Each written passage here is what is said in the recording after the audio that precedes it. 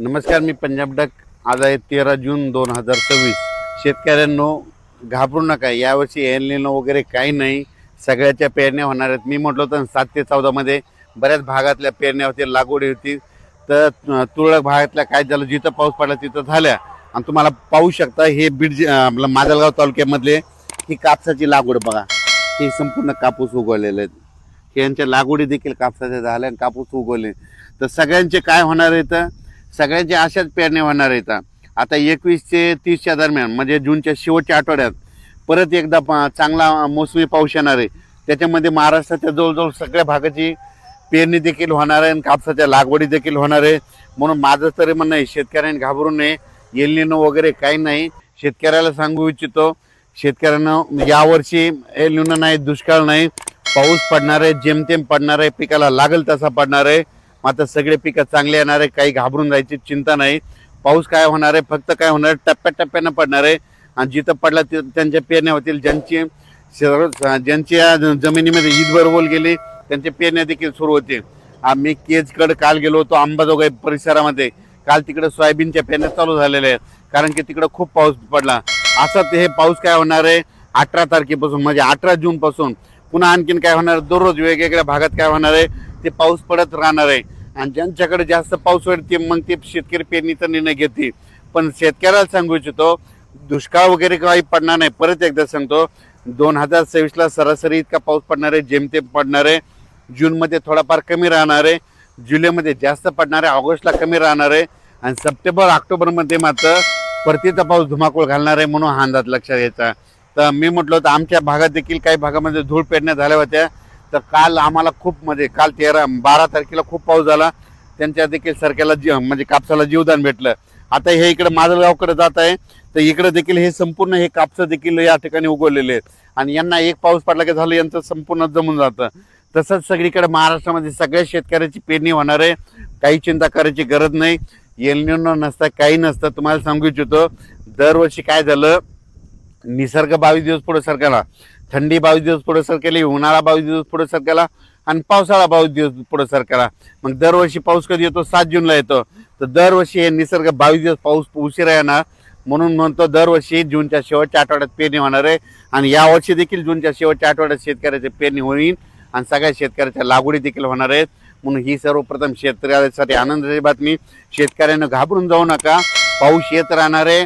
तुम्ही बघा, आता म्हणजे हे दररोज पाहताना हे 14 पासून पण देखील बऱ्याच भागामध्ये आज देखील ना विदर्भामध्ये वर्धा, नागपूर, भंडारा, गोंदिया, चंद्रपूर, यवतमाळ, अमरावती, अकोला त्या परिसरामध्ये आज देखील म्हणजे ते आज 13 तारखेला देखील चांगल्या स्वरूपात विदर्भात, पूर्व विदर्भात पाऊस पडणार आहे.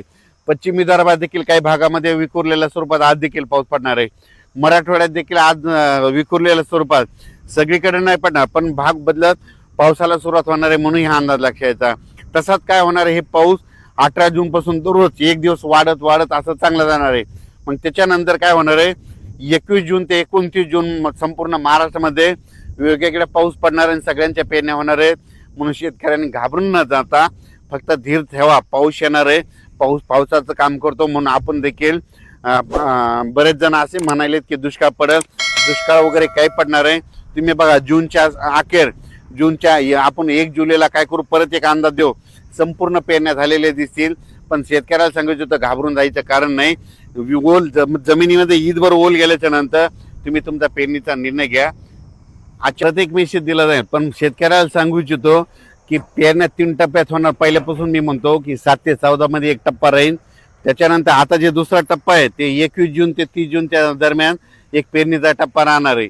म्हणून शेतकऱ्यांनी जूनच्या शेवटच्या आठवड्यात पेरणी लागणार आहे. म्हणून हे अंदाज लक्षात द्यायचा आणि आपण आपली तयारी ठेवायची. आणि त्याच्यामधून समजा जूनच्या शेवटच्या आठवड्यामध्ये काही ठिकाणी डिझेल नाही भेटलं, ट्रॅक्टर नाही भेटले, कोणाच्या शेतामध्ये वापसा नसली, तर त्यांना 10 जुलै ते 15 जुलैमध्ये जे पाऊस पडेल मग त्याच्यामध्ये शेतकऱ्याच्या पेरण्या होणार आहे. तर पाहू शकता, हे मी इकडल्या माजलगाव परिसरामध्ये बीड जिल्ह्यामध्ये हे इकडं पाऊस पडलेला आणि ही इतकी जमिनीमध्ये ओल आहे बघा. तर हे शेतकऱ्याचं कापसाचं पीक आहे. या ठिकाणी असे सगळे कापसं निघालेले आहेत. आता यांचा एक पाऊस पडला का झालं, यांचे कापसं सुरू होते. म्हणून शेतकऱ्यांना घाबरू नका, यावर्षी चांगला पाऊस पडणार आहे, शेतकरी मालामाल होणार आहे. म्हणून ही सर्वप्रथम शेतकऱ्यासाठी आनंदाची बातमी.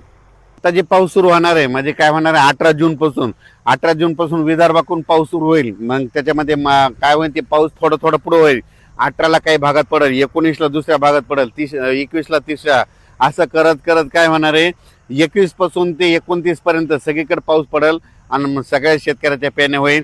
उत्तर महाराष्ट्राकडे देखील काय होईल 21 ते 30 मध्ये पाऊस येईल आणि त्यांच्या देखील उत्तर महाराष्ट्रामध्ये नंदुरबार जिल्हा झालं, धुळे जिल्हा झालं, जळगाव जिल्हा झालं, सोयगाव तालुका, तिकडे कन्नड, सिल्लोड, संभाजीनगर, वैजापूर, गंगापूर ह्या पट्ट्यामध्ये देखील काय होणार आहे 21 ते 30 मध्ये पेरण्या लागतील. म्हणून हे देखील त्या उत्तर महाराष्ट्रातल्या शेतकऱ्यांनी देखील अंदाज लक्षात घ्यायचा.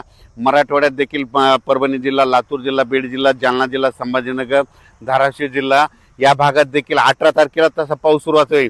16-17ला देखील काही भागात पडेल, पण 18ला काही ठिकाणी पडेल. पुन्हा त्याच्यानंतर 21च्या नंतर देखील बऱ्याच भागात पडेल आणि जिथे जास्त पाऊस पडेल ते देखील पेरणी करतील. म्हणून मराठवाड्यात शेतकऱ्यासाठी आनंदाची बातमी. पश्चिम महाराष्ट्राकडे देखील काय होईल अशीच परिस्थिती राहील.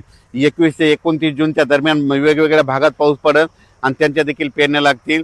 म्हणून हे अंदाज लक्षात एकदम सगळीकडे सारखा पाऊस पडणार नाही. दररोज वेगवेगळ्या भागात पडेल. आज इथं पडेल तर उद्या तिकडे पडेल. असा करत करत पाऊस पडणार आहे आणि सगळ्याच्या पेरण्या होणार आहेत. धन्यवाद.